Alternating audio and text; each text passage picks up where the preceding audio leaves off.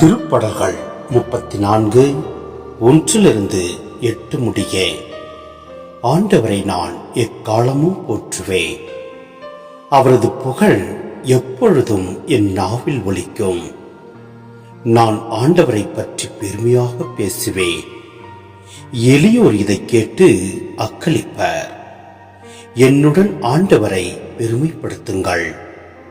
அவரது பெயரை ஒருமிக்க மேன்மைப்படுத்துவோம். துணை வேண்டி நான் ஆண்டவரை மன்றாடினேன். அவர் எனக்கு மறுமொழி பகர்ந்தார். எல்லா வகையான அச்சத்தினின்றும் அவர் என்னை விடுவித்தார். அவரை நோக்கி பார்த்தோர் மகிழ்ச்சியால் மிளிர்ந்தனர். அவர்கள் முகம் அவமானத்திற்கு உள்ளாகவில்லை.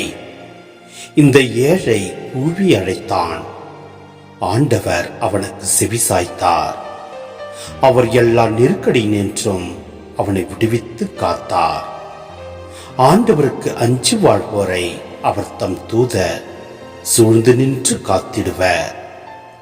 ஆண்டவர் எத்துணை இனியவர் என்று சுவைத்து பாருங்கள்.